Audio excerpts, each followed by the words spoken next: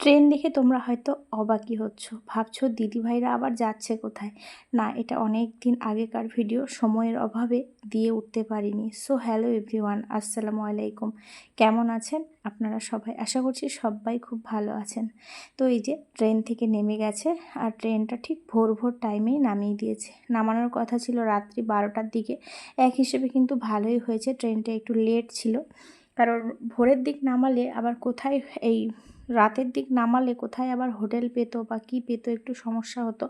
আর ভোরের দিক নামিয়েছে, সঙ্গে সঙ্গে ওরা ওলা বা উবের বুক করে হয়তো হসপিটালের দিকেই যাচ্ছে। আর রাস্তাগুলো দেখেছেন কতটা সুন্দর, দারুণ লাগছে দেখতে কিন্তু। আর আমার জন্য কিন্তু আমার বরমশাই ভিডিও করতে ভোলেনি, ও কিন্তু প্রত্যেকটা ক্লিপ ওই ভিডিও করেছে আর আমাকে সমস্ত কিছু পাঠিয়েছিল। তবে তখন আমি ভিডিওটা পোস্ট করিনি, অনেকটা দিন পর এখন পোস্ট করছি। আর ওরা দেখো আস্তে আস্তে পৌঁছেও গেছে এআইজির সামনে। এক হিসেবে ভালোই হয়েছে, বা রাতের দিকে নামালে তখন কোথায় থাকতো, কী হতো, সমস্যা হতো। আর এই যে সকাল সকাল ট্রেনটা নামিয়ে দিয়েছে, আর এখন এই সকাল সকাল হসপিটালেও চলে এসছে। আর এই হসপিটালে যা যা ফর্মালিটিগুলো থাকে ওরা আগে আগে করতে পারবে, মানে লাইন দেওয়ার ব্যাপার। আর এখন তো আমরা মানে যেখানেই যাই সেখানেই ভিড়, তাই না? মানুষের তো আর সমস্যার ঠিক নাই। তো ওই জন্যই দেখো এআইজিতে চলে এসছে, বুঝতেই পারছেন। তো প্রথমবার গেছিলো ভাইয়ের সাথে, মানে আমার বোনের বর। ভাইয়ের একটু সমস্যা হয়েছিল পেটের, এদিকে অনেক ডাক্তার দেখিয়েছিলাম, এক একজন এক এক রকম বলছিল, তবে আমাদের ঠিকঠাক মনে হয়নি আর ভাইয়ের মনেই হয়নি। তাই ও সিদ্ধান্ত নিয়েছিল যে ও হায়দ্রাবাদে যাবে, আর আমাদেরও সেটাতে মানে সম্মতি ছিল।